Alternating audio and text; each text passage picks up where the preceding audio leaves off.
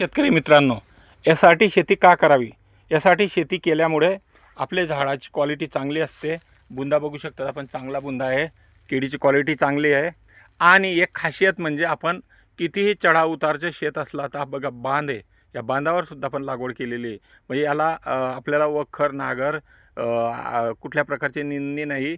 त्यामुळे आपण कुठल्याही आपलं चढ उतार, शेतात नाला असो, टेकडी असो, खोल दरी असो, कुठल्याही ठिकाणी आपण आपलं शेतीमध्ये आपण पीक घेऊ शकतो.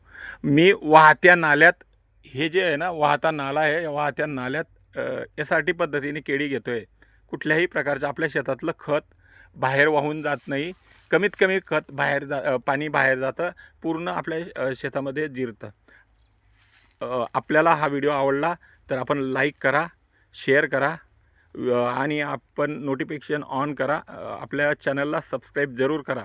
धन्यवाद.